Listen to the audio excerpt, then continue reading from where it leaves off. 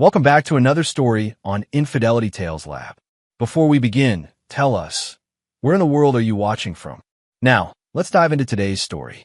Chapter 1. The Veteran's Return. Joshua Vaughn stood on the porch of his Louisiana mansion, watching the sun bleed crimson across the bayou horizon. At 42, his weathered face bore the scars of 2 tours in Afghanistan and 15 years building the most successful security consulting firm in the Gulf Coast.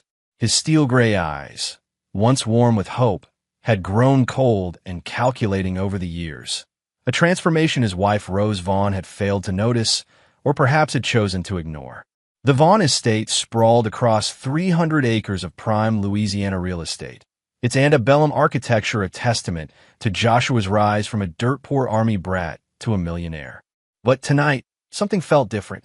The Spanish moss hung heavier in the humid air, and the usual chorus of cicadas seemed muted, as if nature itself sensed the storm brewing. Rose emerged from the house, her auburn hair catching the dying light. At 38, she retained the beauty that had first captivated Joshua 15 years ago, but her green eyes now held secrets that ran deeper than the murky bayou waters surrounding their property. In her arms, she carried 11-year-old Ashley Vaughn, or so Joshua had believed until 3 days ago. "Daddy's home early," Rose said, her voice carrying a false sweetness that made Joshua's jaw clench. "Ashley's been asking for you all day." Joshua knelt as the girl ran to him, her blonde curls bouncing.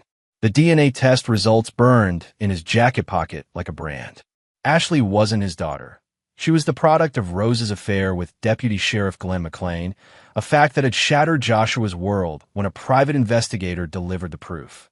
But Joshua Vaughn was not a man who broke. He was a man who planned.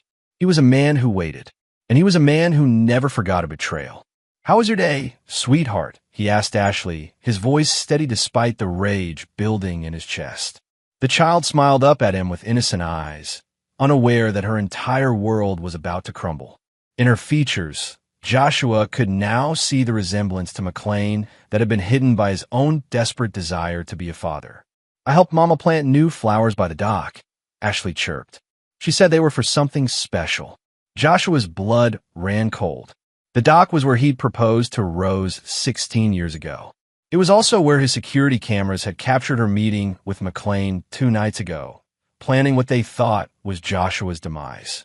Rose's hand found his shoulder, her touch now feeling like ice. "I thought we might take the boat out tomorrow," she suggested. "Just the 3 of us. Like old times." Joshua stood slowly, his mind racing through the intercepted phone calls, the secret bank accounts, and the life insurance policy Rose had doubled without his knowledge. She wasn't just unfaithful. She was planning to make herself a widow. "That sounds perfect," he replied, his smile as cold as winter steel. "Just like old times." As they walked back toward the house, Joshua's phone buzzed with a text from his most trusted associate, a former Marine named Oliver Jacobson. Package delivered. Stage 1 complete. The game was already in motion. Chapter 2. Wolves in Sheep's Clothing. The following morning, Joshua sat in his mahogany-paneled office, reviewing security footage on multiple monitors. His company, Vaughn Security Solutions, provided protection services for oil executives, politicians, and anyone else who could afford his premium rates. But today, he was using his resources for a more personal mission. Oliver Jacobson entered without knocking, a privilege earned through 5 years of unwavering loyalty and shared combat experience.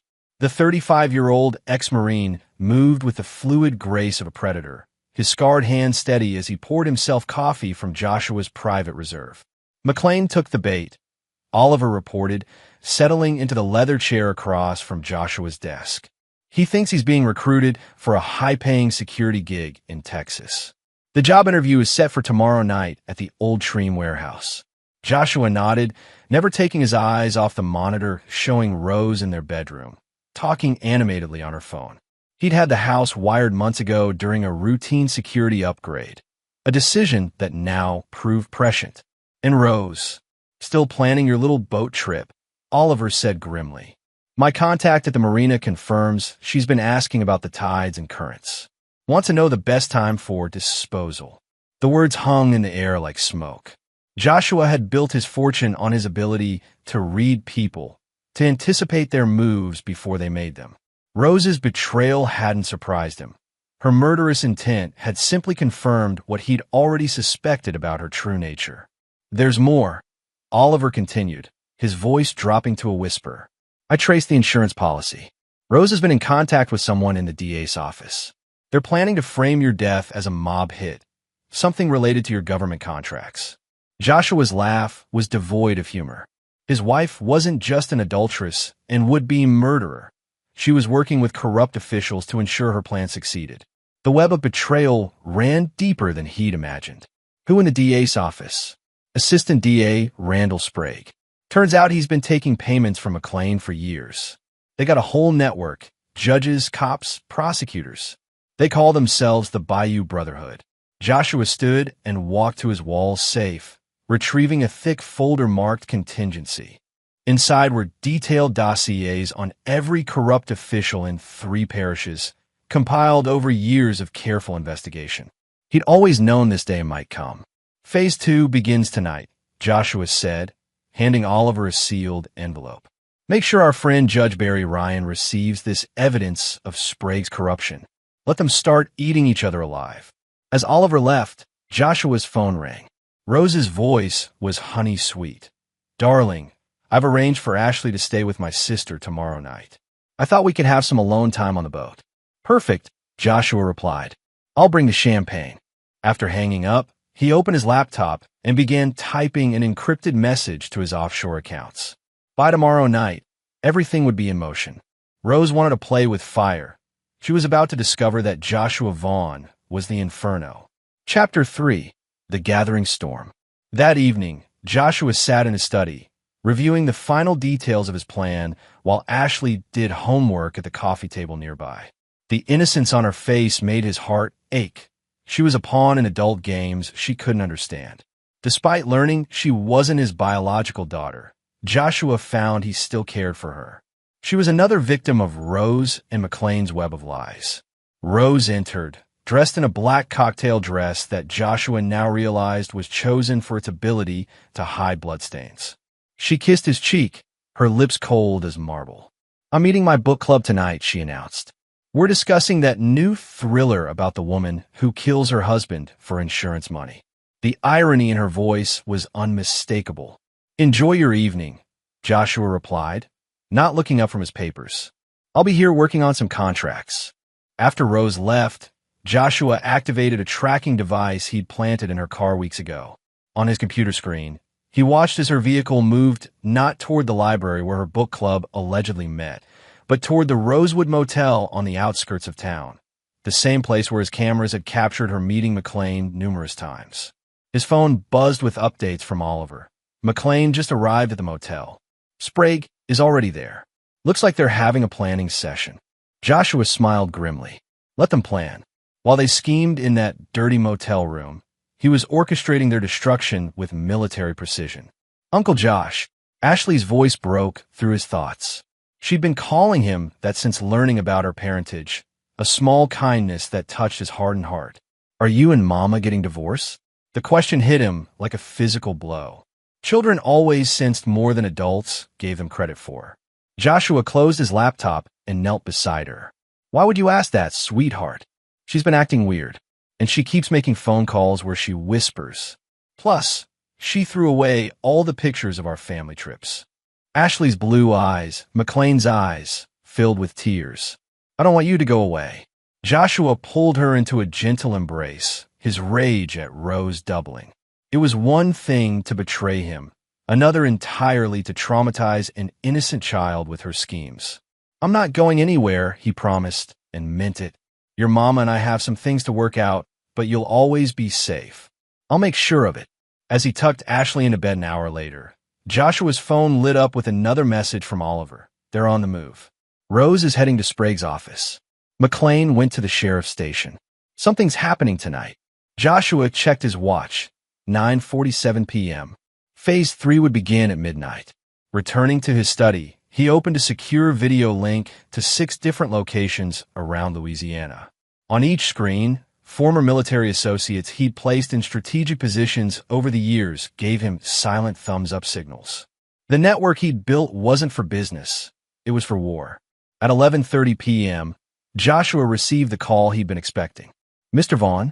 The voice belonged to Deputy Mark Reyes, one of the few honest cops left in the parish. "We've had reports of suspicious activity at your property. I'm heading over with backup to check things out." "I appreciate your concern, Deputy," Joshua replied calmly. "But everything's quiet here. Sir, we have reason to believe there may be an attempt on your life tonight. Please stay inside and lock your doors." Joshua smiled as he hung up. The web was tightening, but not around him. By dawn, the Bayou Brotherhood would learn what happened when they threatened Joshua Vaughn's family. Outside, the Louisiana night hummed with the sounds of creatures that knew how to survive in hostile territory. Inside his mansion, surrounded by the trappings of his success, Joshua Vaughn prepared for war. Chapter 4: Blood Brothers. The abandoned Treem warehouse stood like a rusted monument to industrial decay on the outskirts of New Orleans. At 11:45 p.m., Deputy Glenn McLean pulled his cruiser into the shadows, checking his service weapon one final time. The text message had been simple: "Job interview. Come alone. Warehouse 7. McLean was a mountain of a man at 6'4", his linebacker frame barely fitting behind the steering wheel. 15 years on the force had taught him to trust his instincts, and right now, those instincts were screaming danger. But the promise of a six-figure security job in Texas was too tempting to ignore, especially with Rose pushing him to eliminate Joshua sooner rather than later. Inside the warehouse, shadows danced in the moonlight, streaming through broken windows. McLean drew his weapon as footsteps echoed from the darkness. "Deputy McLean?" A voice called out. "I'm Oliver Jacobson, representing the client." McLean relaxed slightly as a figure emerged from the shadows, a lean man in tactical gear with the bearing of a professional soldier. "You're late," McLean said, holstering his weapon. "Traffic," Oliver replied with a cold smile. "Shall we discuss your qualifications?" What happened next took less than 30 seconds. Oliver moved with predatory grace, disarming McLean with a combat technique the deputy had never seen. McLean found himself zip-tied to a metal chair, Oliver standing over him with a tablet showing surveillance footage. "Let's start with your relationship with Rose Vaughn," Oliver said pleasantly. On the screen, McLean watched himself and Rose in passionate embrace at the Rosewood Motel. Then the footage shifted to their conversation planning Joshua's death. Finally, it showed McLean meeting with Assistant DA Randall Sprague to discuss bribes and evidence tampering. "You're making a mistake," McLean growled, testing his restraints. "I'm a cop. People will look for me." "Actually, they won't," Oliver replied, showing McLean another video. This one showed Sheriff Virgil Bruce counting cash while discussing which cases to bury. "Your boss is on our payroll now. Amazing what evidence of corruption can accomplish." McLean's blood ran cold. The Bayou Brotherhood had been his insurance policy, corrupt officials protecting each other in a web of mutual blackmail. But somehow, Joshua Vaughn had turned their own tactics against them. "What do you want?" McLean asked, his voice hoarse. Oliver pulled up a chair, his expression almost friendly. "Simple. You're going to help us stage a little drama tomorrow night. Your girlfriend thinks she's going to make herself a widow. Instead, you're both going to learn what happens when you threaten Joshua Vaughn's family." As Oliver explained the plan, McLean realized he was trapped in a game where the rules had been written by someone far more dangerous than anyone he'd ever encountered. Joshua Vaughn wasn't just a businessman. He was a strategist who'd been planning this revenge for months. Meanwhile, across town, Rose Vaughn sat in Assistant DA Randall Sprague's office, reviewing the final details of their plan. Sprague was a thin, nervous man whose ambition had long ago outstripped his courage. His office walls were covered with commendations and photos with politicians, but his hands shook as he poured whiskey. "The boat will go down in the deep water off Devil's Bayou," Rose explained, her voice clinical. "Glenn will make sure the body is never found. You'll handle the investigation, making sure it gets classified as a mob hit." "And the girl?" Sprague asked. Rose's green eyes turned cold as Arctic ice. Ashley isn't Joshua's daughter. Once he's dead, I'll have DNA tests done proving McLean is the father. The inheritance goes to my son's father, essentially to me through McLean. Sprague nodded, though something in Rose's tone made him uneasy.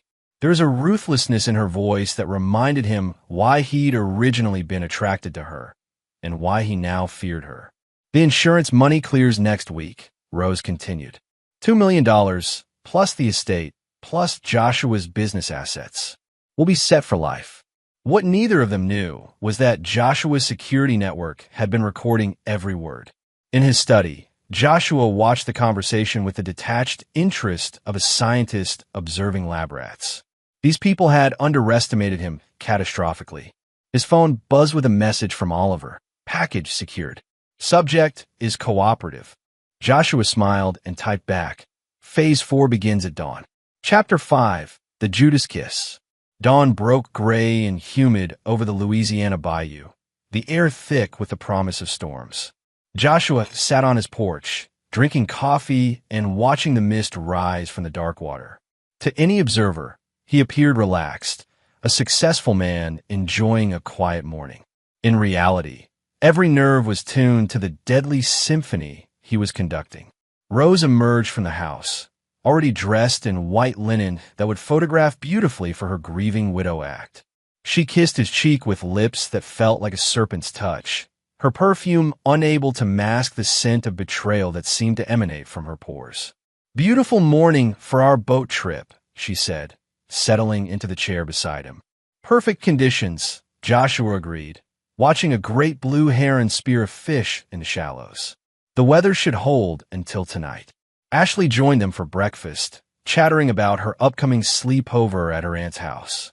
Joshua watched Rose's performance, the loving mother act she'd perfected over the years. It was almost impressive how seamlessly she lied to a child who trusted her completely. After breakfast, Joshua excused himself to handle some business calls. In his study, he opened a secure channel to his network of associates positioned throughout the parish. On multiple screens, he could see Oliver's team maintaining surveillance on key locations. The sheriff's station, the DA's office, the motel where Rose and McLean conducted their affair. Status report, Joshua said into his headset. McLean's playing his part. Oliver's voice crackled through the secure channel. He's convinced Rose that everything's on schedule. She has no idea we've been feeding him lines all morning. And our friend Sprague? Getting nervous. He's made 3 calls to the governor's office this morning, trying to arrange some kind of immunity deal. Seems he's realized he's in over his head. Joshua smiled grimly. Sprague's panic was exactly what he'd expected. The assistant DA was a small-time corrupt official who'd never played in the major leagues of betrayal and murder. Now that he was facing real consequences, his nerve was cracking. Let him sweat, Joshua said. By tonight, none of them will have anywhere to run. The day passed with agonizing slowness. Joshua maintained his facade of normalcy, sharing lunch with Rose and Ashley, discussing trivial matters while his wife planned his murder. Every smile, every casual touch, every loving word from Rose's lips was a knife twist of betrayal. At 3 p.m., Rose's sister Morgan Pratt arrived to collect Ashley. Joshua hugged the girl tightly, breathing in her innocence one last time before everything changed forever. Be good for Aunt Morgan, he whispered.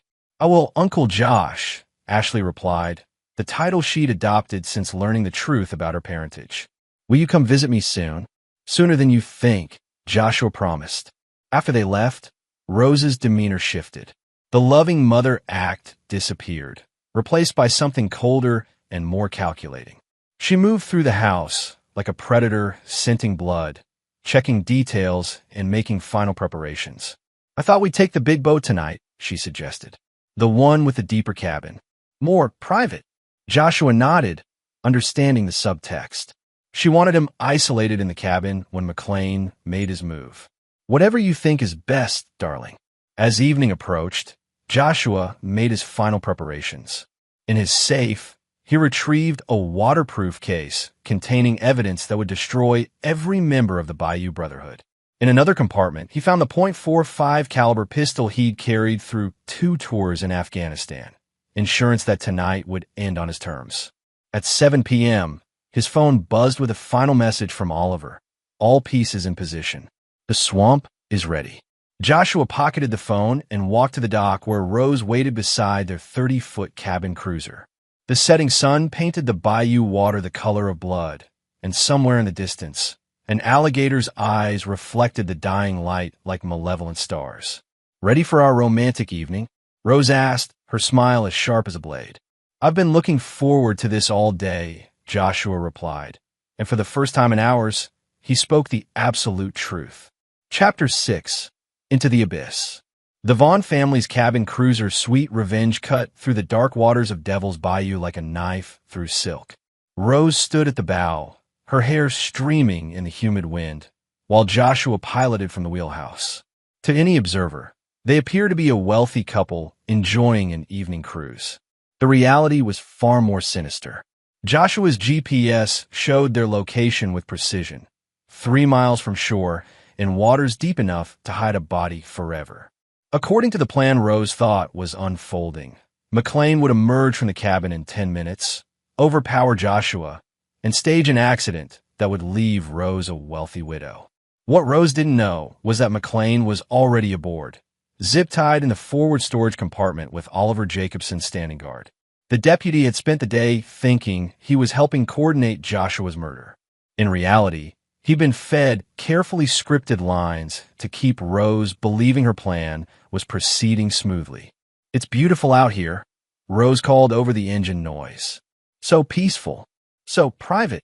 Joshua reduced speed as they approached the coordinates he'd provided to Oliver earlier. In the distance, he could see the running lights of other boats, vessels that appeared to be random pleasure craft, but were actually manned by his associates. Tonight, Devil's Bayou would have many witnesses to Rose's betrayal. "We should anchor here," Joshua suggested. "I brought champagne." Rose's smile was predatory as she secured the bow line. "Perfect. I'll get the glasses." As she moved toward the cabin, Joshua activated a hidden camera system he'd installed months ago. Every word, every action would be recorded. When this was over, there would be no question about who the real victim was. Rose returned with champagne flutes and a bottle of Dom Perignon, the same vintage they'd drunk on their wedding night. The irony wasn't lost on Joshua as he popped the cork, the sound echoing across the dark water like a gunshot. "To us," Rose said, raising her glass. "To new beginnings." "To truth," Joshua countered, clinking his glass against hers. They drank in silence, the bayou around them alive with the sounds of nocturnal predators. Somewhere in the reeds, an alligator's tail slapped the water, and Rose jumped slightly at the sound. "Nervous?" Joshua asked. "Of course not," Rose replied, but her hand trembled as she set down her glass. "Why would I be nervous?" Instead of answering, Joshua pulled out his phone and played a recording of her conversation with Sprague from the previous night. Rose's voice filled the air, clinical and cold, as she discussed his murder and Ashley's parentage. "Glenn will make sure the body is never found," her recorded voice said. "You'll handle the investigation, making sure it gets classified as a mob hit." Rose's face went white as parchment. "Joshua, I can explain." "Can you?" Joshua's voice was as cold as the bayou depths. "Can you explain how you've been planning my murder for months? Can you explain how Ashley isn't my daughter? Can you explain how you've been fucking Deputy McLean in cheap motels while pretending to love me?" Rose's mask finally slipped completely. The loving wife disappeared, replaced by something vicious and desperate. "You don't understand," she snarled. "You're never home. You're always working, always putting that damn business before your family. McLean loves me." "McLean loves your money," Joshua interrupted. "Just like you love mine." Rose lunged for the cabin, probably trying to reach the emergency radio or signal McLean. Instead, she found Oliver Jacobson emerging from the forward compartment, dragging a bound and gagged McLean behind him. "Looking for someone?" Oliver asked pleasantly. McLean's eyes were wild with fear above his gag.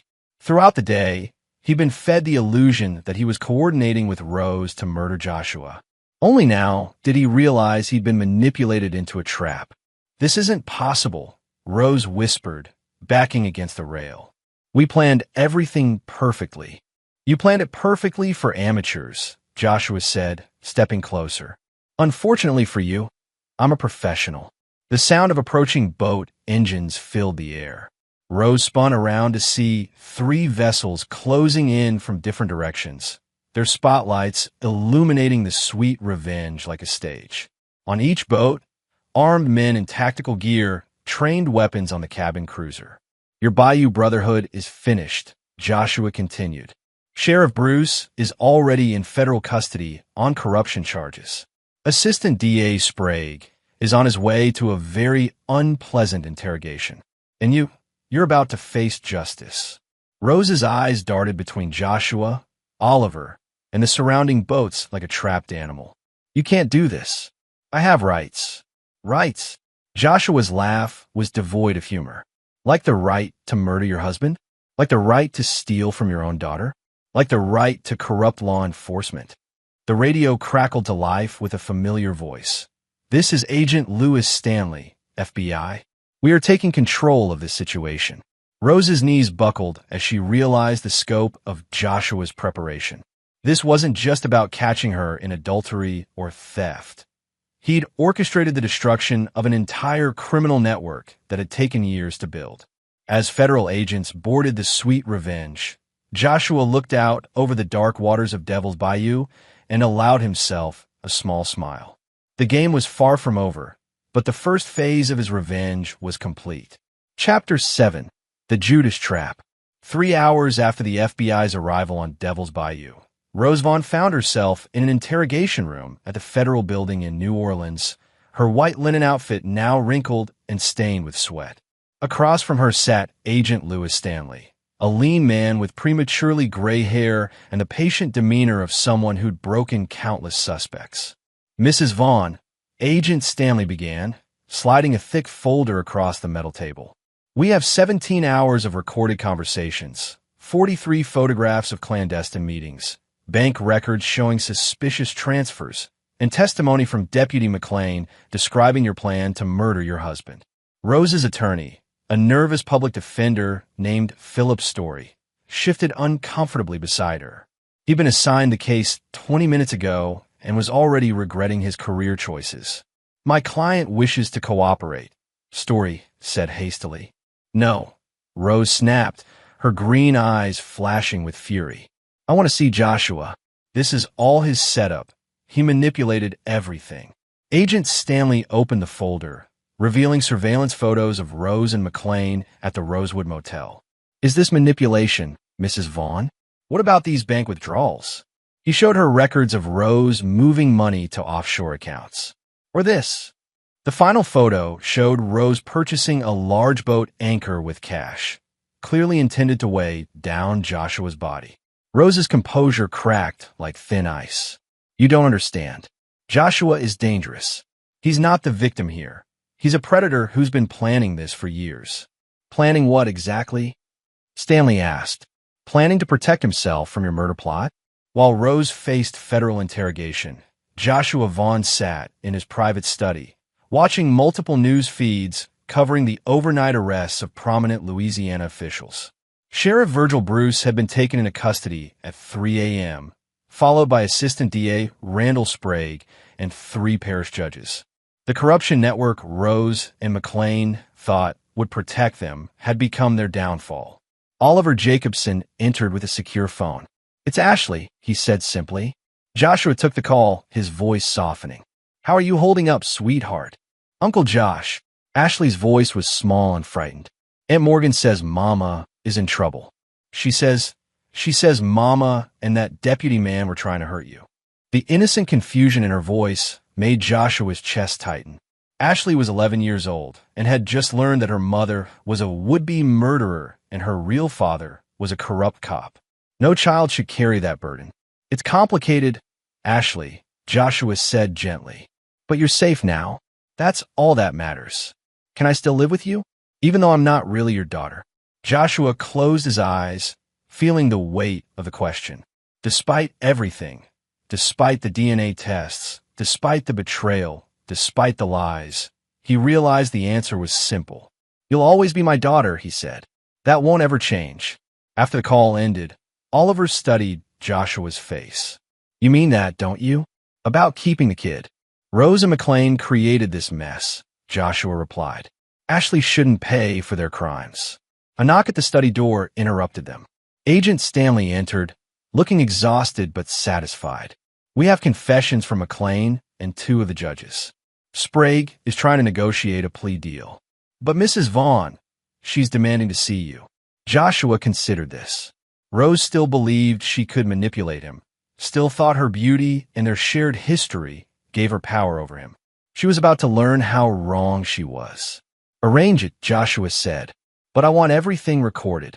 An hour later, Joshua sat across from Rose in the federal building's secure meeting room. She looked haggard, her makeup smeared and her confidence shattered. But when she saw him, her eyes lit up with desperate hope. "Joshua," she breathed, "thank God. Tell them this is all a misunderstanding. Tell them we were just having marriage problems." "Were we?" Joshua's voice was calm, almost conversational. "Is that what you call plotting my murder?" Rose's facade cracked again. "I was scared. You were so cold, so distant. I thought you were going to leave me with nothing. So you decided to kill me instead. I never wanted to hurt you." Rose's voice rose to near hysteria. "McLean said it would be quick, that you wouldn't suffer." She stopped, realizing she'd just confessed a conspiracy to commit murder on a recorded federal interview. Her attorney buried his face in his hands. Joshua leaned forward, his gray eyes as cold as winter steel. "Do you know what I learned in Afghanistan, Rose? I learned that some people are beyond redemption. I learned that mercy shown to predators only encourages them to find new victims." "Please," Rose whispered. "I'll do anything. I'll confess to everything, take all the blame. Just don't let them destroy me completely." "You destroyed yourself," Joshua replied, standing to leave. "The moment you chose betrayal over loyalty, murder over marriage, lies over love, you destroyed everything that mattered." As he reached the door, Rose called out desperately, "What about Ashley? She needs her mother." Joshua turned back, and Rose saw something in his expression that made her blood freeze. "Ashley needs a parent who won't traumatize her with murder plots and lies about her parentage," he said quietly. "That's not you, Rose. That will never be you." As federal agents escorted Joshua out, Rose finally understood the scope of her defeat. She'd gambled everything on a plan she thought was foolproof, only to discover she'd been outmaneuvered by a man who understood warfare better than she understood anything. Chapter 8. Devils in the Deep. The Louisiana State Penitentiary at Angola sprawled across 18,000 acres of former plantation land like a concrete cancer in the Mississippi Delta. 3 weeks after her arrest, Rose Vaughn walked through its gates in shackles, her federal plea deal having collapsed when additional evidence of her crime surfaced. The prosecutors had discovered she'd been slowly poisoning Joshua with arsenic for months, a detail that elevated her charges from conspiracy to attempted murder in the first degree. Meanwhile, Deputy Glenn McLean found himself in protective custody at a federal facility in Texas, his cooperation earning him a reduced sentence, but not the protection he'd hoped for. Word had leaked that he'd been feeding information to Joshua Vaughn's people, and corrupt law enforcement officers were not popular among any prison population. But the real drama was unfolding in the boardroom of Vaughn Security Solutions, where Joshua sat across from a team of lawyers representing Rose's family. Her sister Morgan Pratt had filed for emergency custody of Ashley, claiming Joshua had no legal right to raise a child who wasn't biologically his. "Mr. Vaughn," said the lead attorney, a sharp-faced woman named Grace Lewis, "my client is prepared to offer a generous visitation schedule, but Ashley belongs with her blood relatives." Joshua's own attorney, Arturo Eldridge, slid a thick folder across the conference table. "Before you continue, counselor, you might want to review these documents." Grace Lewis opened the folder, and her confident expression faltered. Inside were financial records showing that Morgan Pratt had been receiving payments from Rose for years, payments that came from accounts Rose had been secretly draining from the family business. There were also recordings of Morgan discussing Ashley's inheritance with Rose, conversations that revealed both women had been planning to use the child as a path to Joshua's wealth. Your client, Eldridge continued smoothly, has been part of a conspiracy to defraud my client for the better part of a decade. She's hardly in a position to claim moral authority over child custody. This is preposterous, Grace Lewis sputtered. Morgan Pratt is Ashley's aunt. Morgan Pratt is a co-conspirator who viewed Ashley as a meal ticket, Joshua interrupted, his voice cutting through the legal niceties like a blade. Just like her sister. The lawyers argued for another hour, but the outcome was predetermined. Joshua had spent weeks gathering evidence of the extended conspiracy, documenting how Rose's entire family had been complicit in various schemes to steal from him.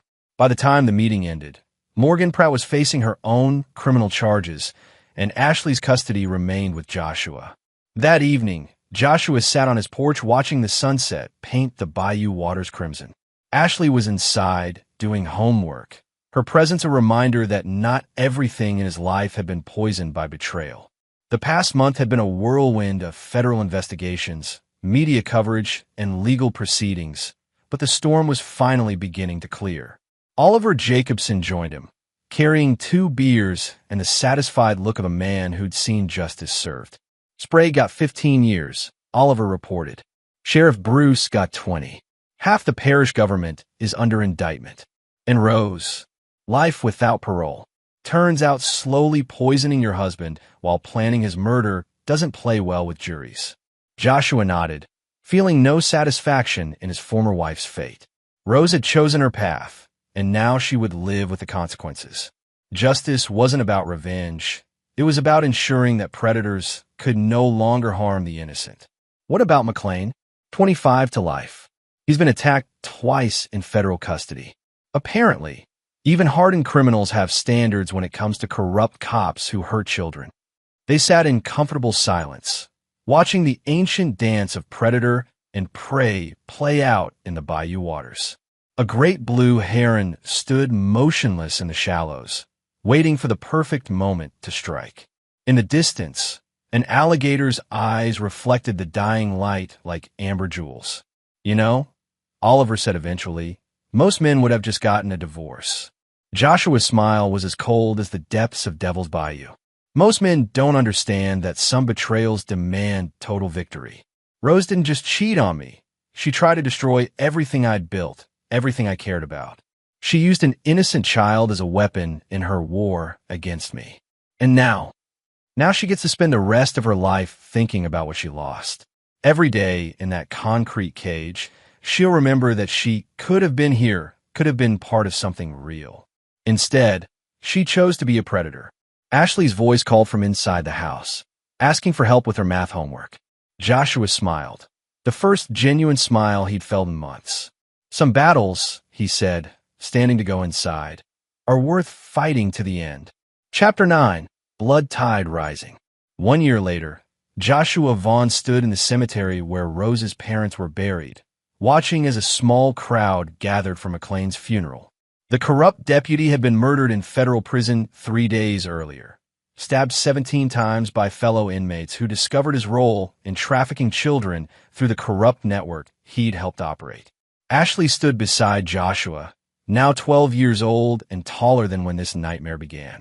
She'd been through extensive therapy, and while the scars would always remain, she was healing. More importantly, she was safe. Do we have to be here? Ashley asked quietly. No, Joshua replied. But sometimes we need to see how stories end. The funeral crowd was pathetically small. A few distant relatives, some former colleagues who attended out of obligation rather than respect. Rose's sister Morgan was notably absent, having been sentenced to 10 years for her role in the conspiracy. The Bayou Brotherhood's network had been thoroughly dismantled, its members either dead, imprisoned, or hiding in exile. Rose herself would not be attending. Life without parole meant exactly that, and Louisiana's Angola prison was not known for its compassionate leave policies. Joshua had received one letter from her in the past year, a rambling, desperate plea for forgiveness that he'd thrown away unopened. Some bridges, once burned, could never be rebuilt.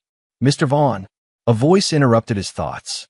He turned to see a young woman in a dark suit, her badge identifying her as FBI agent Krista Lindsay. "Could I have a word?" Joshua nodded to Oliver, who moved closer to Ashley as he followed the agent a short distance away. "We've uncovered something you should know about," Lindsay said. "During our investigation of the Bayou Brotherhood, we discovered that Rose and McLean's plans went far beyond just killing you." She handed him a file marked classified. Inside were documents outlining a scheme to traffic children through fake adoption agencies, using corrupt officials to falsify paperwork. Ashley would have been one of the victims, sold to wealthy predators while Rose collected the insurance money from Joshua's death. "My God," Joshua breathed, the full scope of his former wife's evil finally becoming clear. "There's more," Lindsay continued. "Rose has been trying to arrange your murder from prison. She's been corresponding with gang members, offering them information about your security routines in exchange for killing you." Joshua's blood turned to ice. Even behind bars, Rose was still trying to destroy him. Even after losing everything, she remained focused on revenge rather than redemption. "What do you need from me?" he asked. "We're moving her to ADX Florence," Lindsay replied, naming the federal supermax prison in Colorado. 23-hour lockdown, no contact with other prisoners, no possibility of coordinating further crimes. It's as close to burial alive as the legal system allows. Joshua nodded grimly. Rose had chosen to be a monster, and now she would live in a cage designed for monsters. As they walked back toward Ashley, Joshua's phone buzzed with a text message from an unknown number. "Daddy's justice is coming. Your daughter will pay for our pain." Joshua showed the message to Agent Lindsay, who immediately called for backup. But Joshua wasn't worried. His security network was more sophisticated than ever, and Ashley was protected by layers of surveillance and armed guards that Rose's prison contacts could never penetrate. "Are you scared?" Ashley asked as they walked back to their armored SUV. "No," Joshua replied honestly. "Evil people make threats when they realize they've lost. It's just noise. Will she ever stop trying to hurt us?" Joshua looked down at the girl who'd become his daughter in every way that mattered. She deserved honesty, not comfortable lies. "Probably not," he said. "Some people choose to be broken. They choose hatred over healing, revenge over redemption. But that's their choice, not ours." "What's our choice?" Joshua smiled, thinking of the college fund he'd established in Ashley's name, the therapy sessions that were helping her heal, the stable life he was building to replace the chaos Rose had created. "Our choice is to build something better," he said, "to be stronger than the people who tried to destroy us." As their convoy pulled away from the cemetery, Joshua caught sight of Rose's gravestone, a small marker he'd purchased not out of love, but as a reminder. The inscription was simple: Rose Vaughn, 1987 to 2024. She chose poorly. Ashley was reading over his shoulder. "Mama's not dead," she said, confused. "Yes, she is," Joshua replied quietly. "The woman who gave birth to you died the day she chose murder over love. What's left in that prison cell isn't your mother. It's just the echo of someone who used to exist." Ashley considered this with the serious wisdom of a child who'd been forced to grow up too quickly. "Then I guess we don't have to miss her." "No," Joshua agreed. "We don't." As they drove through the Louisiana countryside toward home, Joshua reflected on the past year. Rose had thought she was manipulating him, but she'd actually given him something invaluable: clarity. He now understood that mercy was not the same as weakness, that love was not the same as trust, and that some betrayals were so complete they could only be answered with total victory. The bayou waters reflected the setting sun like molten gold, and somewhere in the distance, new life was beginning its ancient struggle for survival. Joshua Vaughn had faced his demons and emerged victorious. But more importantly, he'd saved an innocent child from becoming another casualty in Rose's war against decency. As Ashley dozed in the seat beside him, Joshua made a silent promise. He would spend the rest of his life ensuring that the predators of the world never again found easy prey in his family. Some battles were worth fighting forever, and this was one of them. The bayou kept its secrets, but Joshua Vaughn's story was no longer one of them. It was a tale written in blood and betrayal, ended with justice and redemption, and ultimately transformed into something Rose could never destroy: a father's love for his daughter and the unbreakable bond that came from surviving hell together. And there you have it. Another story comes to an end. What did you think? I'd love to hear your thoughts in the comments below. If you enjoy this story, consider joining our community by subscribing. It means the world to us. For more stories like this one, check out the recommended videos on screen. And I'll see you there. Welcome back to another episode of Infidelity Tales Lab. We're thankful for your continued viewership. Before we begin, tell us, where in the world are you watching from? We love knowing our global reach. Now, let's dive into today's story. Chapter 1. The Foundation. Reed Morrison had built his empire the hard way. Growing up in the Rust Belt with a father who drank away every paycheck and a mother who cleaned houses to keep food on the table, he learned early that the world owed him nothing.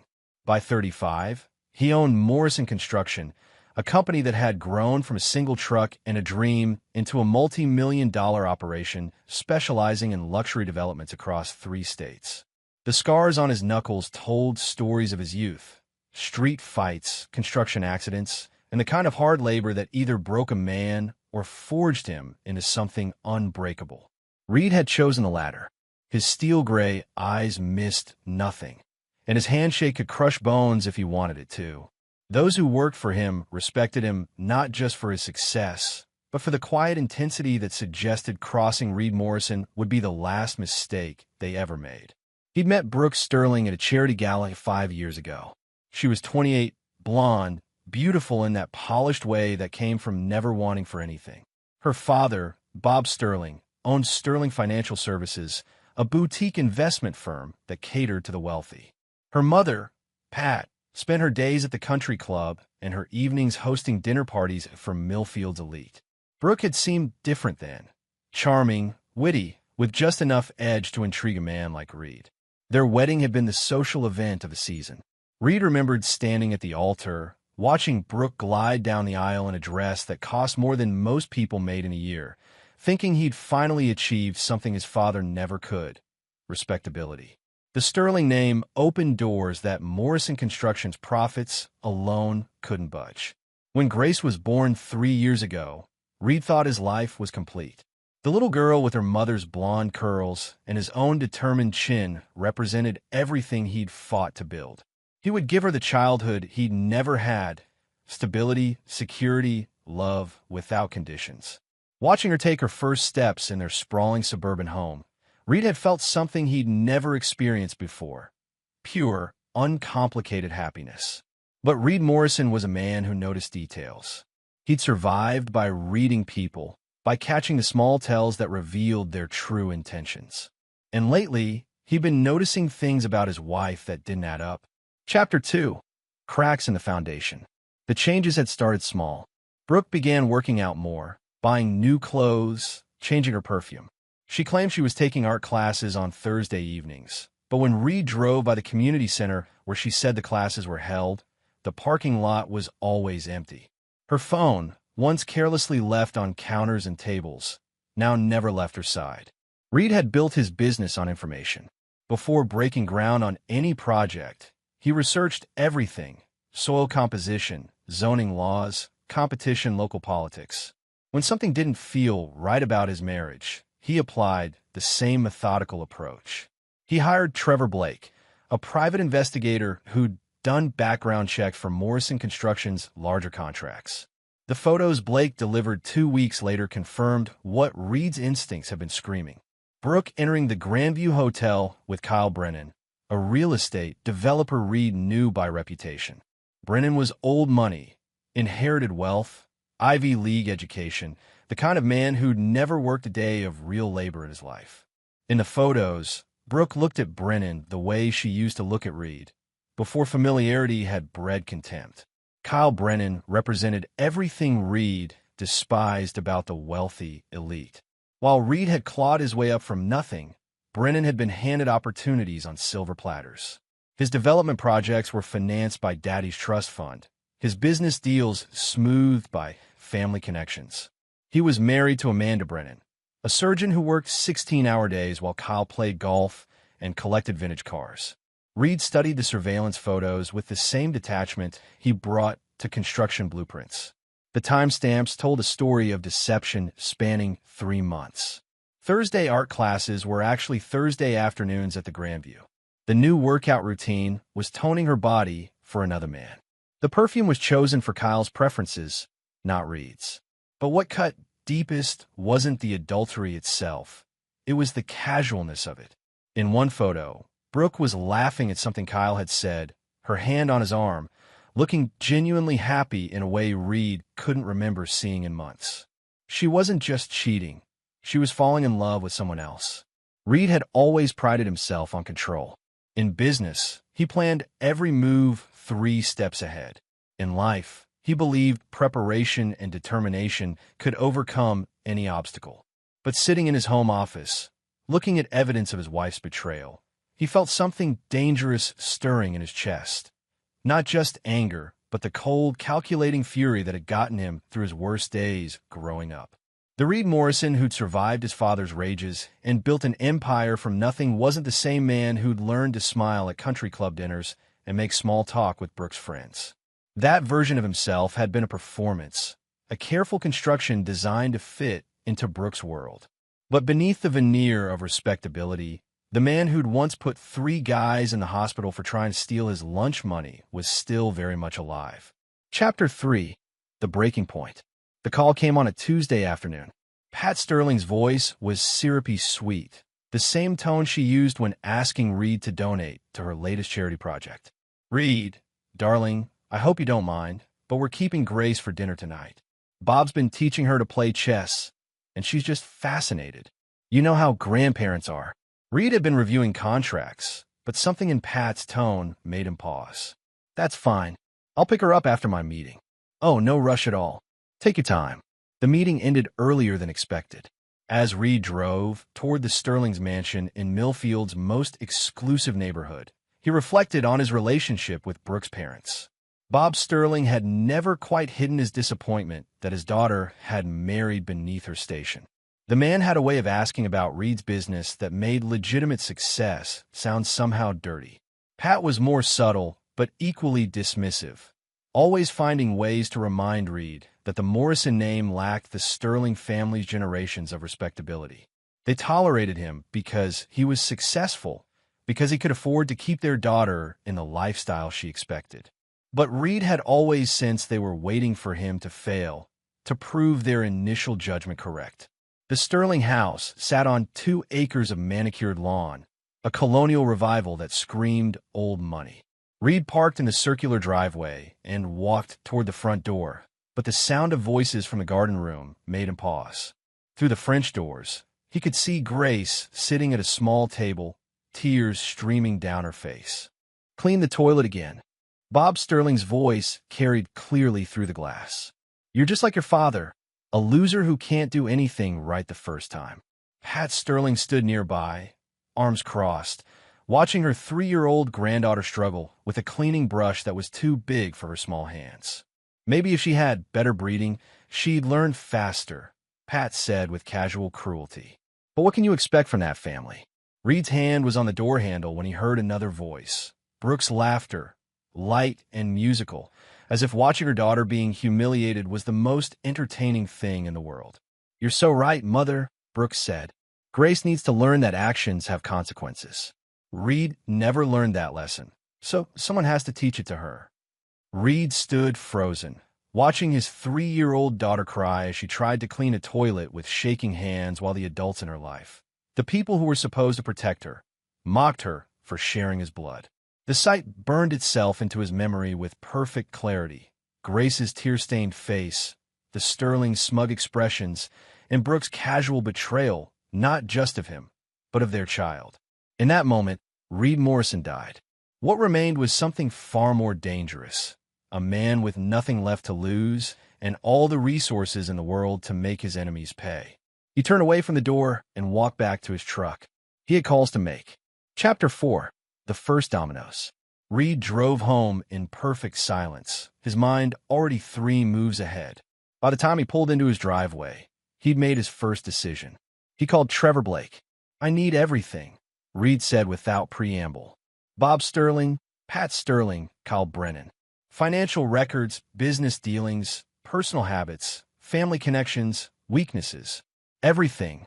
That's going to cost. Money isn't an object. I want information that can destroy them. And I want it fast. His second call was to Marcus Webb, his lawyer, and one of the few people who knew Reed's real history. Webb had handled the legal work when Reed bought Morrison Construction from his former boss, and he'd stayed clean through some very gray areas of Reed's business expansion.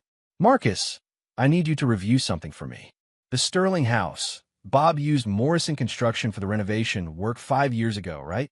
Yeah, you practically gave him the job at cost. Wedding present for Brooke.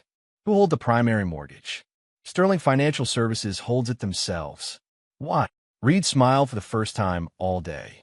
Because Bob Sterling made a mistake. He used his own company to finance his house, and I'm the majority shareholder. There was silence on the other end. Reed, weren't you telling me? 6 months ago, when Sterling Financial needed capital for that shopping center development, they came to me. I bought 45% of the company through shell corporations. Bob thinks he's dealing with anonymous investors from Chicago. Jesus Christ, Reed. You own almost half of Sterling Financial. I own enough to call in debts when I want to. And Bob Sterling is about to discover that his house payment is past due. Reed's third call was to Danny Rodriguez, his most trusted foreman and the closest thing he had to a friend. Danny had grown up 3 blocks from Reed, and he was one of the few people who remembered what Reed had been like before he learned to wear suits and smile at dinner parties. Danny, I need a favor. That demolition crew we use for the big jobs, are they available for freelance work? Depends on what you need, boss. I need them to be very good at their jobs and very bad at remembering details. Danny was quiet for a moment. This about Brooke?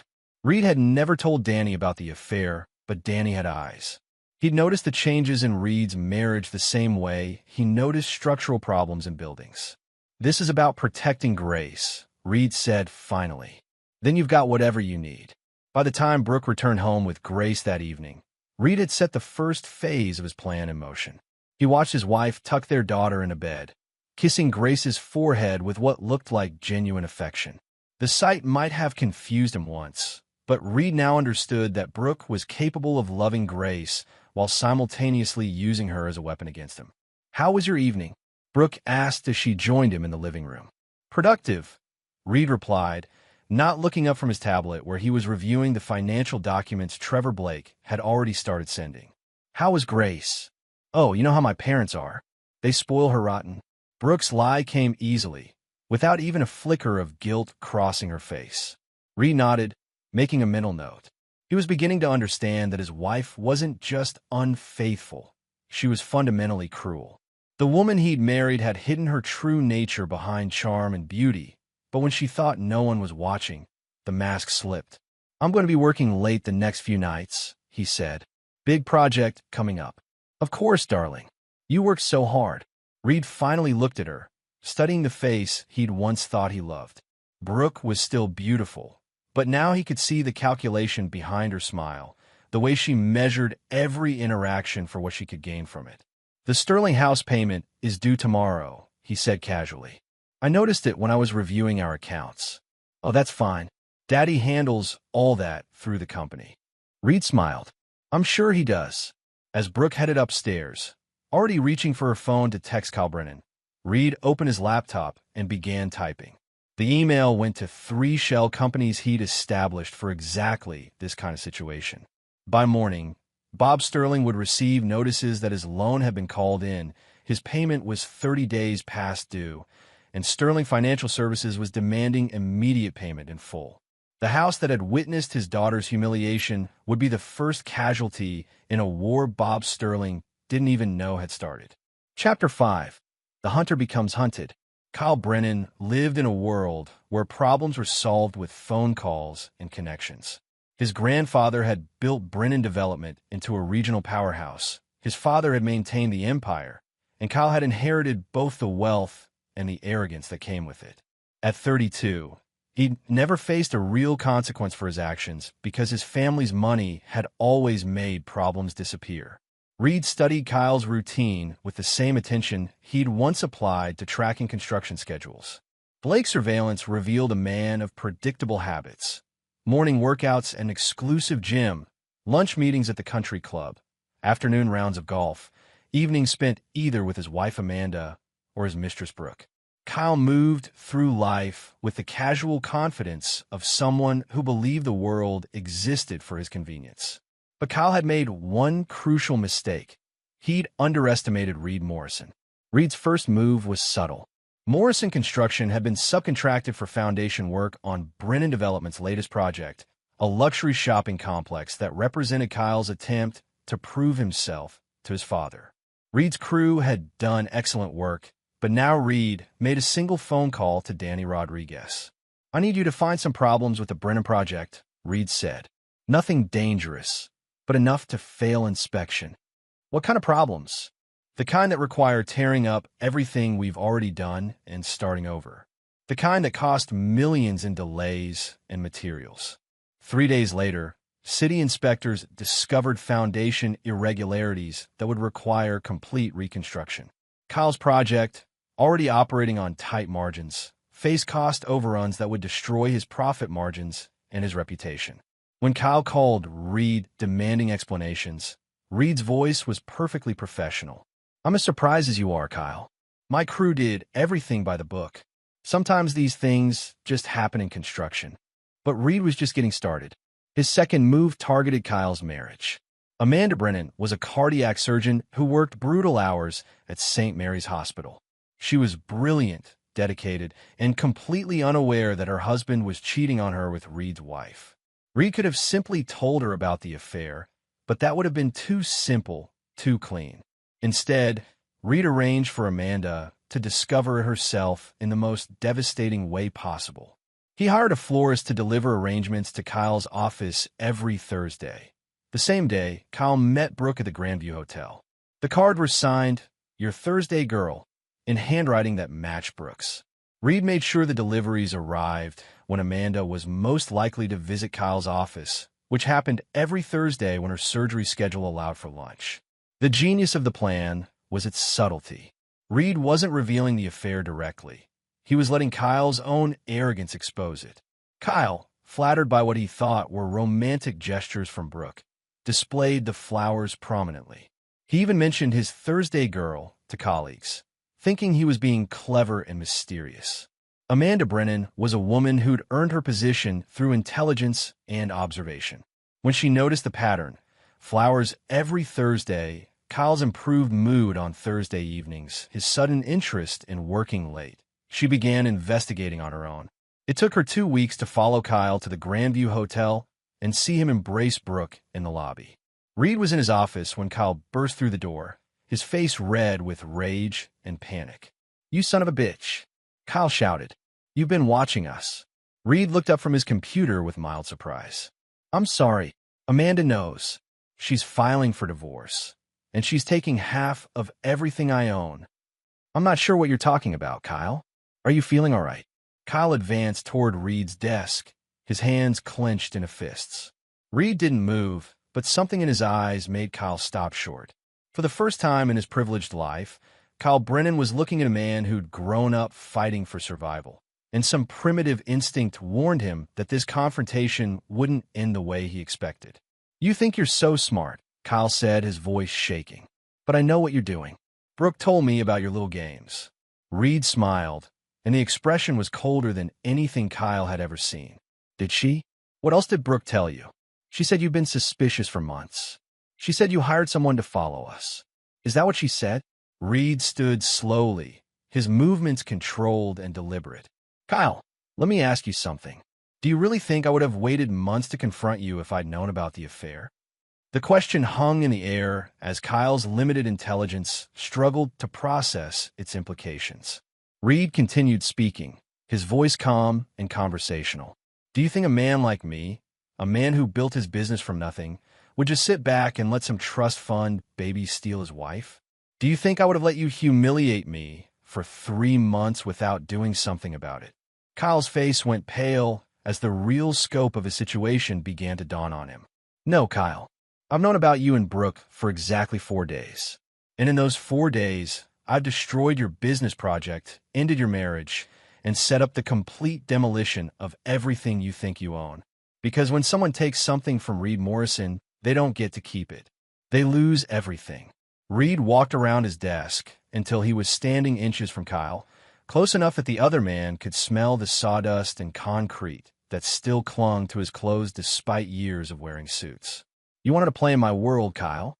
You wanted to take my wife, my family, my life. Now you get to learn what happens when you steal from someone who has nothing left to lose. Kyle tried to speak, but Reed wasn't finished. This is just the beginning. Before I'm done, you'll lose your business, your marriage, your reputation, and your family's respect. And Brooke? Brooke is going to discover that betraying Reed Morrison was the biggest mistake of her life. Kyle backed toward the door, his earlier rage replaced by something that looked very much like fear. You're insane, he whispered. Reed smiled again. No, Kyle. I'm just better at this than you are. Chapter 6. The Web Titans. Brooke Morrison had always believed she was the smartest person in any room. Her affair with Kyle hadn't been just about passion. It had been about power, about having something her husband didn't know about proving to herself that she could manipulate the men in her life without consequences. She'd grown bored with Reed's intensity, his focus on business, his working-class roots that no amount of success could fully polish away. Kyle represented everything Reed wasn't: refined, cultured, born to wealth and privilege. When Kyle looked at her, she saw herself reflected as she wanted to be: sophisticated, desirable, worthy of the finer things in life. The affair had made her feel alive in a way her marriage hadn't for years. But Brooke was about to learn that she'd underestimated her husband in ways that would cost her everything. Reed's campaign against his wife began with surgical precision. He started by quietly liquidating assets, selling stocks, transferring funds, restructuring investments in ways that looked routine but systematically moved money beyond Brooke's reach. Morrison Construction's corporate accounts were reorganized through shell companies. The joint savings account that Brooke rarely monitored was gradually emptied, and the funds moved to accounts in Grace's name, managed by trustees Reed had selected. Brooke noticed nothing. Her credit cards still worked, the household bills were still paid, and she had no reason to monitor their financial situation closely. Reed had always handled the money, and she'd been content to let him manage their wealth as long as she could spend freely. Reed's second move was more psychological. He began documenting Brooke's behavior, her lies, her increasing absence from Grace's life. He installed security cameras throughout their house, ostensibly for protection, but actually to record evidence of Brooke's neglect and deception. He hired a forensic accountant to trace every purchase Brooke made, building a detailed picture of her affair through hotel bills, restaurant charges, and gifts bought for Kyle. But Reed's masterstroke was turning Brooke's own social circle against her. The wealthy wives of Millfield lived on gossip and social position. Reed began carefully seeding information about Brooke's affair, not through direct revelation, but through subtle implications and strategic questions. He mentioned to Carol Fitzgerald, the biggest gossip in their social group, that he'd been concerned about Brooke's Thursday art classes. She comes home so late, and she never talks about what she's learned. I'm starting to wonder if she's actually enjoying the classes or just needs time away from home. To Jennifer Walsh, whose husband had cheated on her the previous year, Reed expressed worry about Brooke's mood changes. She seems so happy lately, but distant, like she's got a secret she's excited about. I hope she's not planning some surprise that we can't afford right now. The beauty of Reed's approach was that he never directly accused Brooke of anything. He simply planted seeds of doubt and let the social network do the rest. Within 2 weeks, half of Millfield elite were speculating about Brooke Morrison's suspicious behavior. When Brooke began receiving cold shoulders at the country club and noticed friends ending conversations when she approached, she initially blamed Reed. She accused him of saying something to damage her reputation, which he denied with perfect honesty. He never directly said anything damaging about her. Maybe people are just picking up on the tension in our marriage, Reed suggested with fake concern. You have been distant lately, working late, those art classes, all that time away from home. People notice when couples grow apart. Brooke's paranoia increased as her social standing eroded. She began snapping at Grace, taking out her frustrations on the one person who couldn't defend herself. Reed documented every incident, every moment of cruelty, every sign that Brooke was an unfit mother. The breaking point came when Brooke made a crucial mistake. Frustrated by her deteriorating social life and convinced that Reed was somehow sabotaging her, she decided to force a confrontation. She told Kyle that they needed to be more public about their relationship, to stop hiding and make their feelings known. Kyle, already reeling from his business failures and Amanda's divorce proceedings, was horrified by the suggestion. He'd been using the affair as an escape from his problems, not as a path to more complications. When Brooke pressed him about leaving their spouses and starting a new life together, Kyle realized that his mistress was far more invested in their relationship than he was. Reed learned about their argument from Blake's surveillance reports. The private investigator had been following both Kyle and Brooke, documenting their meetings and recording their conversations when possible. According to Blake's notes, Brooke had accused Kyle of being a coward, while Kyle had told her she was living in a fantasy if she thought he was going to destroy his life for an affair. The argument marked the beginning of the end for Brooke and Kyle's relationship, but it also gave Reed the opening he'd been waiting for. He arranged for Brooke to discover Kyle's true feelings in the most devastating way possible. Reed hired an actress through a talent agency in Chicago, someone with no connections to Millfield who could play a role convincingly. The woman, who looked remarkably similar to Brooke, was instructed to approach Kyle at his regular bar and claimed to be interested in him. Reed's goal wasn't to make Kyle cheat again. It was to record Kyle's real opinion of Brooke when he thought he was talking to a stranger. The actress, wearing a hidden recording device, engaged Kyle in conversation about relationships and affairs. Within an hour, Kyle was drunkenly confessing that he was stuck with this needy woman who thinks an affair means true love and that he was trying to figure out how to dump her without causing a scene. Reed had the recording enhanced and edited, then arranged for Brooke to receive it anonymously. The package arrived at their house with a note. "Thought you should know what your Thursday lover really thinks of you." When Brooke listened to Kyle's voice describing her as desperate and clingy, something inside her broke. She confronted Kyle that same evening, screaming at him in the Grandview Hotel lobby while a dozen witnesses watched. The scene was everything Reed had hoped for: public, messy, and completely destructive to both their reputations. But Reed wasn't finished with either of them. The recording was just the first phase of his endgame. Soon, Brooke and Kyle would learn that their betrayal had consequences far beyond a broken affair. Chapter 7. The Reckoning Begins. The Sterling family had been Millfield's aristocracy for 3 generations.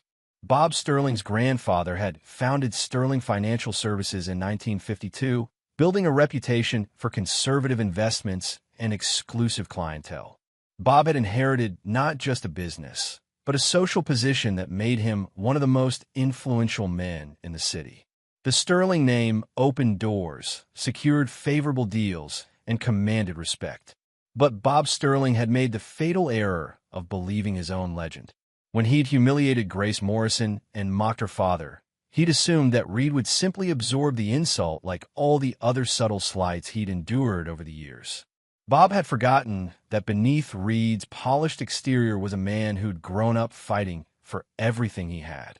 The first notice arrived on a Thursday morning, the same day Grace had been forced to clean toilets while her grandparents laughed. The letter was from Sterling Financial Services' own collections department, informing Bob that his home mortgage was in default and demanding immediate payment of the full balance, $2.8 million. Bob's initial reaction was confusion, then anger. He stormed into his office, demanding to know how his own company could be threatening foreclosure on his house. His assistant, Margaret, had been fielding calls all morning from increasingly agitated creditors. "Mr. Sterling, I've been trying to reach you," Margaret said. "We've got a problem. 3 of our major investors are calling in their positions, and they're demanding immediate settlement." Bob's face went white. "Which investors?" "Morrison Holdings, Chicago Capital Group, and Midwest Development Fund. Together, they represent 45% of our capitalization."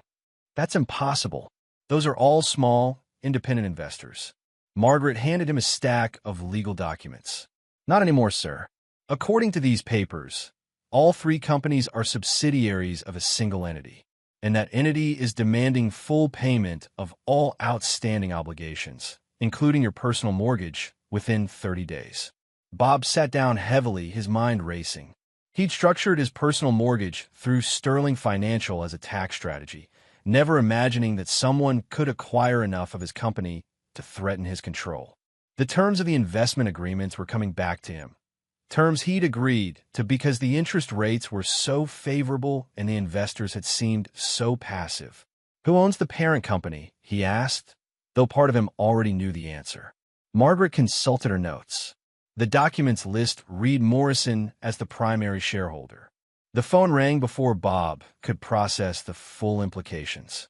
Margaret answered, then held out the receiver with a look of dread. It's Mr. Morrison for you. Bob took the phone with a shaking hand. Reed? Hello, Bob. Reed's voice was calm, almost conversational. I assume you've received the notices by now. Reed, there must be some mistake. You can't just. Actually, I can. You see, Bob, 6 months ago when you needed capital for that shopping center development, you sold equity in your company to what you thought were anonymous investors. But those investors were me. I now own 45% of Sterling Financial Services, which means I have significant influence over company policy. Bob's mouth went dry. What do you want? I want you to remember something, Bob. Do you remember last Tuesday evening? Do you remember what you said to my 3-year-old daughter? The silence stretched between them as Bob realized that Reed knew about Grace's humiliation. Reed, that was just Grace needed to learn. Grace needed to learn that her grandfather thinks she's worthless because she shares my blood. Grace needed to learn that her grandmother finds her breeding inferior. And Grace needed to learn that her mother thinks watching her suffer is entertaining. Bob's voice became desperate. Reed, please, we can work this out. It was a misunderstanding. No, Bob, it was exactly what it appeared to be. You humiliated my daughter because you thought I was weak enough to let you get away with it. You were wrong. Reed's voice remained steady, but Bob could hear something dangerous underneath the calm tone. Here's what's going to happen, Bob. You have 30 days to pay the full balance of your mortgage, plus penalties and fees. If you can't pay, the house goes to auction. And since I control the foreclosure process through my stake in your company, I'll make sure the auction happens very quickly and very publicly. That house has been in my family for 40 years, and Grace is my family. The difference is I protect what's mine. The line went dead, leaving Bob staring at the phone in his hand. Around him, the Sterling Financial Services offices that had been his kingdom for 20 years suddenly felt like a tomb. Meanwhile, Pat Sterling was discovering that her social position was far more fragile than she'd imagined. The country club, where she'd reigned as queen bee for decades, was buzzing with gossip about the Sterling family's financial troubles. Word had somehow leaked that Bob's house was in foreclosure, and the wealthy wives who'd once competed for Pat's approval were now avoiding her with a ruthless efficiency that only the social elite could manage. But Reed wasn't content to simply destroy the Sterling house. He'd been planning something far more personal, far more devastating. As Pat sat in her garden room, the same room where she'd watched Grace cry, she had no idea that her world was about to become much smaller and much more dangerous. The knock on the door came at sunset. Pat opened it to find 2 men in work clothes standing on her porch. Behind them, she could see a Morrison construction truck in the driveway. Mrs. Sterling? We're here about the renovation work. I'm sorry, there must be some mistake. We haven't scheduled any renovation work. The foreman, Danny Rodriguez, consulted his clipboard. According to our work order, we're here to begin demolition on the garden room. Something about structural damage that makes it unsafe for occupancy. Pat's heart began racing. That's impossible. This house was just inspected last year. Danny shrugged. Ma'am, I just do what the work order says. And the work order says this room is condemned and needs to be demolished immediately for safety reasons. As Pat watched in horror, the demolition crew began setting up equipment around the garden room where she'd humiliated her granddaughter. The room where she'd taught Grace that her father's blood made her inferior was about to be reduced to rubble. "You can't do this!" Pat screamed. "This is my house." Danny looked at her with something that might have been pity. "Actually, ma'am, according to the foreclosure notice, this house belongs to Sterling Financial Services. And Sterling Financial Services contracted Morrison Construction to handle the demolition." As the first sledgehammer blow shattered the French doors, Pat Sterling finally understood that she'd made an enemy of the wrong man. Reed Morrison hadn't just taken their house. He was personally destroying the room where they'd broken his daughter's heart. The war had begun, and the Sterlings were losing badly. Chapter 8, Total Warfare. Kyle Brennan thought he'd reached the bottom when Amanda filed for divorce and his business project collapsed. He was wrong. Reed Morrison was just getting started. Reed's assault on Kyle began with precision strikes designed to isolate and humiliate him. The first blow came through Kyle's business relationships. Reed had spent years building connections throughout the construction and development industry, and he began calling in favors with surgical efficiency. Contractors who'd worked with Brennan Development for years suddenly became unavailable. Suppliers experienced mysterious delays in delivering materials. City inspectors found new violations on projects that had previously passed inspection. Within 2 weeks, Kyle's remaining developments were hemorrhaging money and facing costly delays. But Reed's psychological warfare was even more devastating. He arranged for Kyle to be constantly reminded of his mistakes through a campaign of subtle torment. Flowers were delivered to Kyle's office every day, funeral arrangements with cards that read, "In memory of your marriage," and "Condolences on your loss." Hotel room keys from the Grandview arrived in Kyle's mail with notes suggesting he might want to revisit happier times alone. The genius of Reed's approach was that nothing he did was technically illegal. The flowers could be explained as a prank. The room keys could be dismissed as a hotel marketing mistake. But the cumulative effect was driving Kyle toward a paranoid breakdown. Kyle tried to fight back through legal channels, but Reed had anticipated this move. When Kyle's lawyers attempted to trace the harassment back to Reed, they found only dead ends. The flower orders were placed through untraceable accounts. The hotel keys were sent from anonymous mailers. Every attempt to prove Reed's involvement failed, leaving Kyle looking increasingly unstable to anyone who tried to help him. The final blow came when Reed destroyed Kyle's relationship with his father, Harrison Brennan. Harrison was old school, a man who'd built Brennan Development through personal relationships and handshake deals. He valued reputation above profit and had been quietly horrified by the scandals surrounding his son's divorce and business failures.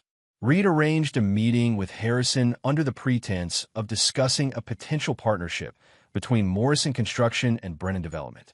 The meeting took place at the Millfield Country Club, where Reed had carefully orchestrated an audience of influential businessmen. "Harrison, I appreciate you taking the time to meet with me," Reed said as they settled into leather chairs in the club's main dining room. "Of course, Reed. Though I have to admit, I'm surprised you want to work with us, given recent developments." Reed nodded gravely. "I believe in separating business from personal matters. Kyle's problems are his own, but Brennan Development has a reputation worth preserving." Harrison relaxed slightly. "I'm glad you see it that way. Kyle's been going through a difficult time, but he's learning from his mistakes. Actually, Harrison, that's what I wanted to discuss with you." Reed's voice remained friendly, but something in his tone made Harrison tense. "I'm concerned that Kyle's judgment might be affecting the company's reputation more than you realize." Reed opened a folder and placed several photographs on the table between them. The images showed Kyle and Brooke entering the Grandview Hotel, Kyle drinking heavily at various bars, and Kyle arguing with contractors on his failed development project. "These were taken over the past 3 months, Reed explained. "I had my security team investigate before considering a partnership. I think you should know what your son has been up to." Harrison's face went gray as he studied the photos. His son's affair was bad enough, but the images of Kyle drunk and belligerent at business meetings were devastating to a man who'd built his reputation on professionalism and integrity. "Reed, I had no idea it was this bad." "There's more," Reed said quietly. He produced a recording device and pressed play. Kyle's voice filled the space between them, slurred with alcohol and full of contempt. The old man thinks he's some kind of business genius, but Brennan Development is living in the past. When I take over, I'm going to modernize everything. Get rid of all these handshake deals and personal relationship bullshit. It's all about profit margins and tax advantages. Harrison's hands shook as he listened to his son mock everything he'd spent his life building. The recording continued with Kyle bragging about his affair, his contempt for old money rules, and his plans to sell off the company's legacy properties for quick profits. "Where did you get this?" Harrison whispered. Kyle recorded himself. Reed lied smoothly. He was making notes for a presentation to potential investors. "I thought you should hear it before he approaches your clients." The conversation was actually from one of Reed's sessions with the actress who'd approached Kyle, but Harrison had no way of knowing that.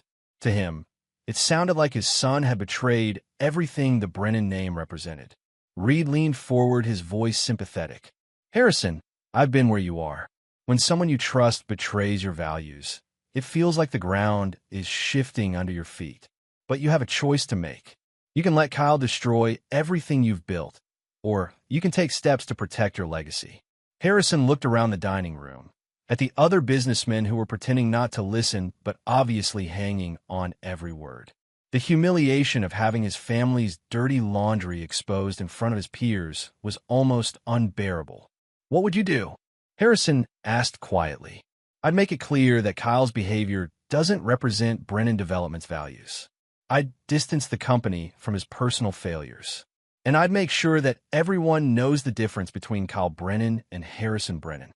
By the end of their lunch, Harrison had effectively disowned his son. He announced to the assembled businessmen that Kyle would no longer represent Brennan Development in any capacity, and that the company was severing all ties with Kyle's independent ventures. Kyle learned about his father's decision through a phone call that lasted less than 30 seconds. Harrison's voice was cold and final. "You're no longer my son or my business partner. Don't contact me again." When Kyle tried to argue, to explain that he was being set up, Harrison simply hung up. The Brennan family fortune, the trust fund that had supported Kyle his entire life, the business connections that had made his career possible, all of it was gone in an instant. Kyle sat in his empty office, staring at the phone in his hand, finally understanding the full scope of Reed Morrison's revenge. He'd lost his wife, his business, his family, and his future. And Reed wasn't finished with him yet. Chapter 9. The Final Judgment. 6 months after Reed Morrison had overheard his daughter being humiliated, the pieces of his revenge were falling into place with devastating precision.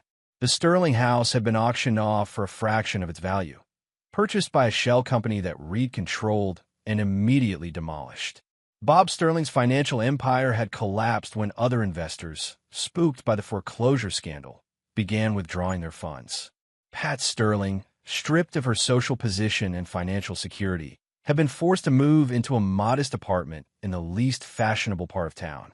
Kyle Brennan was living in a studio apartment above a convenience store, his trust fund gone, his business destroyed, his family name ruined. Amanda's divorce settlement had taken half of his remaining assets, and his father's disownment had eliminated any hope of financial recovery. He spent his days working as a clerk in a hardware store, a job Reed had arranged through connections, not out of mercy, but to ensure Kyle experienced the kind of manual labor he'd always considered beneath him. But Reed's masterpiece was reserved for Brooke. The divorce proceedings had been swift and brutal.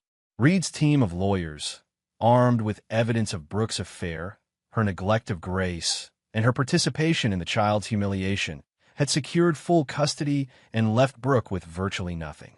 The prenuptial agreement she'd signed, confident in her ability to manipulate Reed indefinitely, had protected his business assets from division. Reed had played one final card that destroyed any sympathy Brooke might have claimed. The security cameras he'd installed in their home had captured Brooke's treatment of Grace during the months of the affair. Moments of casual cruelty, emotional neglect, and verbal abuse that painted a picture of a mother who viewed her own child as an obstacle to her happiness. When the recordings were played in family court, even Brooke's own lawyer had advised her to accept Reed's terms without further contest. The judge, a family man himself, had been visibly disgusted by Brooke's behavior and had terminated her parental rights entirely. Now Reed sat in his home office, Grace playing quietly with her toys in the adjoining room, reviewing the final reports from Trevor Blake. His revenge was complete, but he felt no satisfaction, only the cold certainty that justice had been served. The knock on his door came at exactly 8 o'clock. Reed opened it to find Brooke standing on his porch, looking haggard and desperate. 6 months of consequences had aged her years. Her designer clothes had been replaced by discount store outfits. Her perfect makeup was smudged, and her once confident posture had collapsed into defeated slouching. "Reed, please," she began. "I need to see Grace." "She's my daughter." Reed stepped outside, closing the door behind him to ensure Grace couldn't hear the conversation. His voice was calm, emotionless. "Grace is my daughter." The court was very clear about that. "I made mistakes," Brooke said, tears streaming down her face. "I was stupid. I was selfish, but I love her. I love you. We can work this out." Reed studied his former wife with the same detachment he'd once applied to construction blueprints. Brooke had been beautiful once, charming, everything he'd thought he wanted. Now he could see her clearly, a woman whose love was conditional, whose loyalty was for sale, whose cruelty emerged whenever she thought no one was watching. "Brooke, do you remember what you said that night at your parents' house? When you watched Grace cry while your father called her a loser like me?" Brooke's face crumpled. "I didn't mean it. I was angry at you, and I took it out on her. It was wrong, but people make mistakes." "You laughed," Reed said quietly. "Your 3-year-old daughter was being humiliated, and you laughed. That wasn't a mistake, Brooke. That was who you really are. People can change." Brooke's voice became desperate. "I can be better. I can be the wife you need, the mother Grace deserves." Reed shook his head. "You had 3 years to be the mother Grace deserved. You chose to be Kyle Brennan's mistress instead." From inside the house came Grace's voice calling for her daddy. Reed smiled at the sound, the first genuine emotion he'd shown since Brooke arrived. "Grace doesn't ask about you anymore," he said. "She's forgotten what it feels like to walk on eggshells around her own mother. She's happy now. You turned her against me. I didn't have to. Children remember how they're treated, Brooke.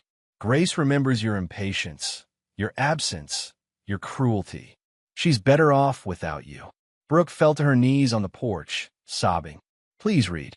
I'll do anything. I'll sign whatever you want, agree to any terms. Just let me be part of her life."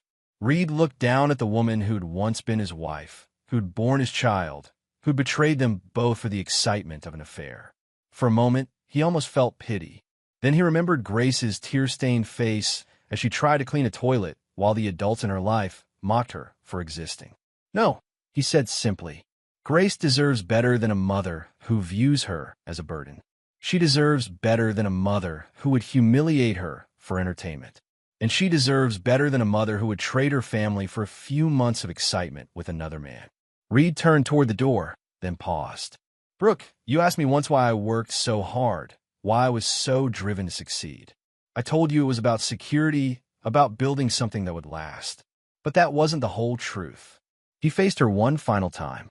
"I worked hard because I remembered what it felt like to be powerless. I remembered what it felt like when people could hurt me and I had no way to fight back. I built an empire so that when someone tried to destroy what I loved, I could destroy them in return." Brooke's sobs echoed in the quiet suburban evening as Reed went back inside to his daughter.